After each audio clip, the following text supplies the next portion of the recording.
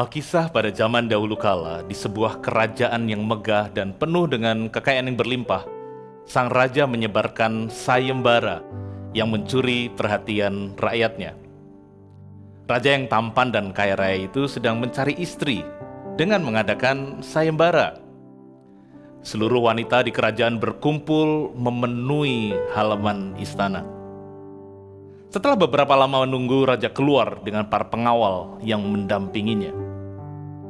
"Wahai seluruh rakyatku, sudah saatnya aku memiliki permaisuri untuk mendampingi hidupku dan juga menjadi ratu bagi kalian para rakyatku. Maka dengan itu aku akan menikahi siapapun di antara kalian yang berani bercermin di depan cermin ini." Raja kemudian memanggil pelayan untuk membawa sebuah cermin berdiri untuk diletakkan di hadapannya. Para wanita yang memenuhi halaman istana saling berbisik karena penasaran dengan cermin indah yang berbingkai ukiran berwarna emas itu. Mendengar persyaratan dalam sayembara itu hanya diharuskan bercermin, hampir seluruh wanita di sana sangat bersemangat untuk mengikutinya. Mereka berpikir, syarat itu sangat mudah untuk dilakukan. Namun, kemudian sang raja bersabda, "Jika kalian berdiri di depan cermin ini, semua kebaikan dan keburukan kalian semasa hidup akan tampak di dalamnya. Jika kalian ingin menjadi permaisuriku, silakan maju ke depan dan bercerminlah." Dalam hitungan detik, halaman istana dipenuhi bisikan wanita-wanita yang merasa ketakutan. Mereka mengurungkan niatnya untuk mengikuti sayembara karena takut semua keburukan mereka akan terlihat di dalam cermin itu. Tiba-tiba, ada seorang wanita muda berpakaian sederhana yang berani melangkah ke depan.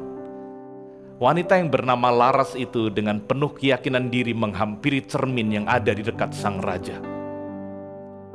Tidak membutuhkan waktu lama, saat Laras bercermin, tidak ada satu hal buruk pun yang terlihat. Hanya paras cantik Laras dengan baju sederhana yang dikenakannya. Semua wanita terkejut, begitu pula Laras. Setelahnya raja kembali berbicara. "Sebenarnya cermin ini adalah cermin biasa. Aku hanya ingin menguji kepercayaan diri kalian karena aku menyukai gadis yang percaya diri dan berani mengakui keburukannya." Setelah sayembara itu, raja dan Laras menikah dan kemudian hidup bahagia sampai akhir hayat mereka. The end. Dari dongeng singkat ini, paling tidak ada satu pelajaran yang bisa kita petik, yaitu bahwa cermin itu jujur. Cermin yang baik hanya akan memantulkan apapun atau siapapun yang ada di depannya, apa adanya, tidak lebih, tidak kurang. Jemaat yang dikasihi Tuhan, setelah sebelumnya kita belajar tentang firman itu seperti roti, seperti benih dan terang, hari ini kita akan belajar bahwa firman Tuhan itu seperti cermin bagi kita. Mari kita membaca kitab Yakobus 1 ayat 22 sampai 24. "Tetapi hendaklah kamu menjadi pelaku firman dan bukan hanya pendengar saja, sebab jika tidak demikian kamu menipu diri sendiri. Sebab jika seorang hanya mendengar firman saja dan tidak melakukannya, ia adalah seumpama seorang yang sedang mengamat-amati mukanya yang sebenarnya di depan cermin. Baru saja ia memandang dirinya, ia sudah pergi dan ia segera lupa bagaimana rupanya." Seperti cermin, firman Tuhan akan mengatakan dengan jujur siapa saudara yang sebenarnya. Namun juga sama seperti cermin tidak bisa memaksa kita untuk berubah, firman Tuhan juga demikian. Coba saudara bayangkan ini. Saudara bangun tidur, terus mandi, dan tentu saja tidak lupa menggosok gigi. Nah, setelah selesai menggosok gigi, saudara berhenti sejenak di depan cermin. Di situ saudara melihat rambut yang masih berantakan. Ada bercak putih di pipi karena terkena cipratan pasta gigi. Kemudian saudara memperhatikan kumis dan jenggot yang terlihat mulai tumbuh di sana sini dan perlu segera dicukur. Sekilas saudara juga bisa melihat saudara hanya mengenakan t-shirt lusuh dan mengenakan celana pendek rumahan, celana pendek santai. Namun setelah mengamati penampilan diri saudara tersebut, saudara dengan pedenya langsung keluar rumah, mengendarai kendaraan dan berangkat ke kantor dengan beranggapan bahwa saudara telah mengenakan kemeja kerja dan celana panjang yang sudah licin disetrika, dan saudara berpikir wajah saudara telah klimis dicukur dan rambut sudah tersisir dengan rapi. Nah, Bapak Ibu Saudara yang dikasihi Tuhan, itu adalah gambaran orang yang melihat cermin dan segera pergi dan melupakan apa yang dilihatnya tanpa melakukan apapun. Alkitab berkata bahwa orang yang demikian itu menipu dirinya sendiri.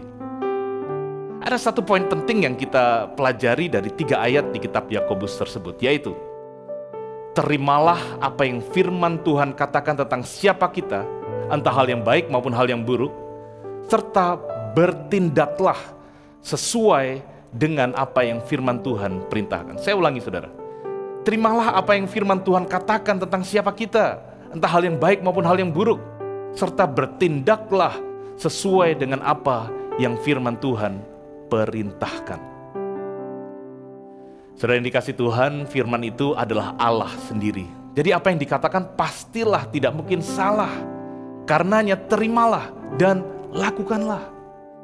Jika Alkitab berkata bahwa kita ini dikasihi Tuhan dengan kasih yang kekal, dan Dia akan melanjutkan kasih setianya kepada kita sebagaimana dicatat di kitab Yeremia pasal 31 ayat yang ketiga, maka terimalah kebenaran itu. Dia mengasihi kita apa adanya, kelemahan, keburukan, pelanggaran kita tidak bisa menyetop, tidak bisa menghalangi kasih-Nya kepada kita.